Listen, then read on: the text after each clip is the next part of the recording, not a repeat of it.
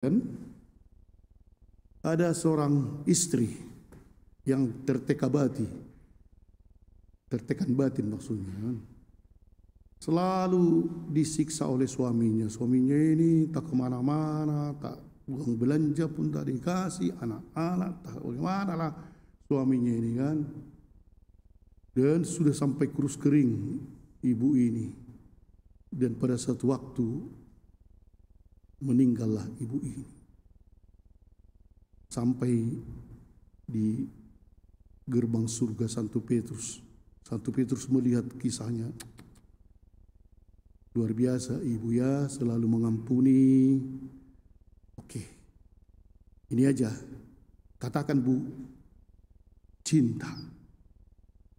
Dan ibu itu mengatakan cinta, maka terbukalah gerbang surga. Masuklah ibu itu. Tapi Petrus mengatakan, Bu, masih ada kerja saya, jadi ibulah di sini. Saya sangat percaya menjaga. Nanti kalau ibu lihat datang orang, katakan aja cinta, maka terbuka nanti pintu. Jadi ibu itulah di situ dengan tenang. Masuk. Beberapa masuk surga, sudah banyak antrian. Tiba-tiba, lihatnya suaminya, ngapain kau di sini? Itulah pas waktu penguburanmu, aku begitu gembira kau mati. Sehingga waktu bawa mobil begitu gembira dan saya langgar kereta api. Jadi matilah aku, katanya kan. Oh, luar biasa kau ya. Sudah kau sadari bagaimana kau dulu menyiksa aku dan begitu? Sudah. Jadi kau mau mengakui bahwa kau selama ini membenci aku? Ya. Kalau gitu katakan aku benci. Maka suami, aku benci. Terus terbukalah pintu neraka. Cong, mati kau. Katanya kan, rupanya di surga pun masih ada balas dendam. Pasti ibu orang Batak itu kan, dendam dia. Jadi para bapak dan ibu dan saudara sekalian, kalau kita ikuti tadi bacaan, ini kekristenan luar biasa sebenarnya kan. Siapa yang masuk jadi Kristen jadi bodoh-bodoh di tengah masyarakat kalau betul-betul dilaksanakan ini kan. Pertama tadi kalau dalam surat Paulus kepada umat di Kolose sudah ditekankan tadi itu bagaimanakah bahwa kita yang dikuduskan dan dikasihi Allah harus rendah hati, lemah lembut, sabar, saling mengampuni, dan kenakanlah kasih, pengikat dan seterusnya. Datang pula apa yang dikatakan di dalam Lukas pada hari ini, lebih parah lagi ya. Semua tadi itu kurang masuk akal kan. Berbuatlah yang baik kepada orang yang membenci kalian. Mintalah berkat bagi mereka yang mengutuk kalian. Kita sudah dikutuk, diberkati Tuhanlah kau. Memang bisa kita katakan diberkati Tuhan kau ya, semoga kau, tapi dengan kebencian. Karena dalam hati saya mati mau. Tapi kita ungkapkan mungkin dengan agak seperti senyum. Banyak juga gitu kan. Jadi para bapak dan ibu, apa sebenarnya yang terjadi?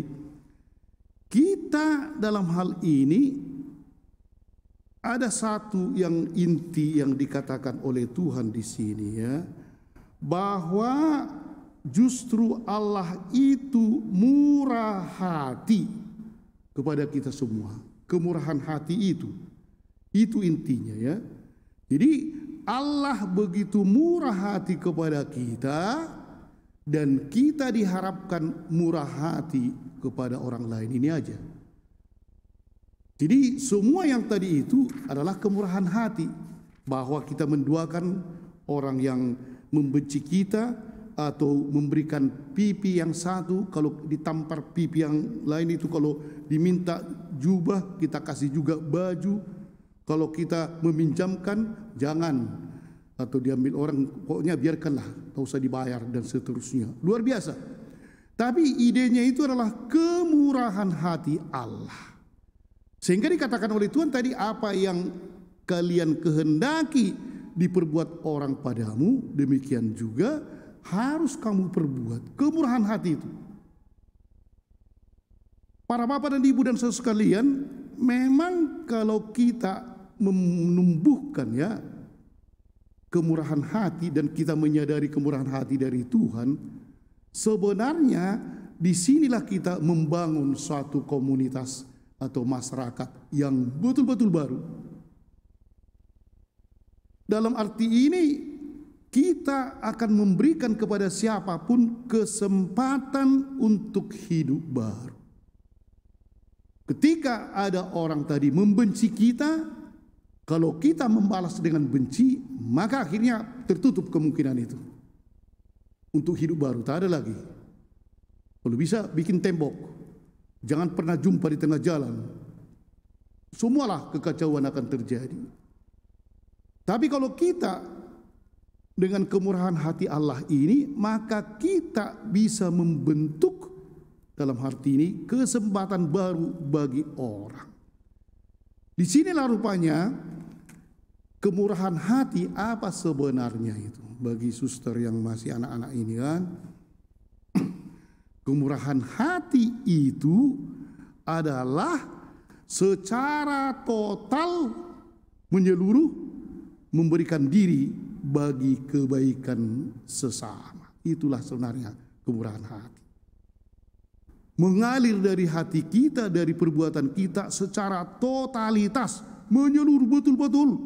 Umpamanya kalau seorang ibu ya bermurah hati, dia akan memberikan, kebanyakan ibu begitu ya, totalitas dari dirinya untuk seluruh keluarga. Kan pernah terjadi itu di Jerman ya, ketika ada perang. Orang-orang banyak kelaparan. Jadi lewatlah tentara Amerika, ada seorang ibu. Karena dilihatnya tentara Amerika ini makan. Datang ibu itu dengan ganas melihat. Bukan lagi dengan halus, tidak, betul. Minta roti itu. Minta rotimu itu. Minta makananmu itu. Ya, tentara Amerika itu pun kok ngeri kali. Tapi memang dikasihnya. Dan ibu itu lari. Sesudah dikasihnya, diikuti orang Amerika itu, kenapa lari? Rupanya anaknya ada 2 sedang kelaparan. Jadi diminta roti itu dan dia lari memberi makan anaknya. Dan akhirnya memang tentara Amerika itu yang lain lagi menyumbang. Kasih lagi roti. Memang total, biarlah aku tak makan asal anakku itu makan. Biarlah aku dipukul asal anakku makan. Dimarahinya lagi, minta makanan itu, minta makanan. Inilah total kan keluar dari dirinya dan untuk kebaikan tadi anaknya. Itulah sebenarnya kemurahan hati. Dan untuk itulah katanya akibat dari kemurahan hati ini kita tidak akan saling memojokkan. Di rumah si bapak tidak memojokkan ibu, si ibu tidak memojokkan anak. Di komunitas kita, di lingkungan tidak ada saling memojokkan. Allah ketua lingkungan tay songonode. Atau ibu itu banyak apa songonode gini bagian dari bagian kelakuan. Itulah kalau kemurahan hati sebenarnya hilang seperti itu. Dan memang akhirnya kemurahan hati yang dikatakan oleh Tuhan itu mengampuni musuh dan seterusnya. Inilah menghentikan permusuhan dan katanya adalah membatasi dan mengatasi rasa marah. Rasa marah. Kalau murah hati tak pernah itu marah. Walaupun sudah dihina, ya murah hati. Para bapak dan ibu, inilah sebenarnya ketika kita melaksanakan ini, jangan terus kita pikir berkalilah. Siapalah tahan, pipi kanan, pipi kiri, diambil ini.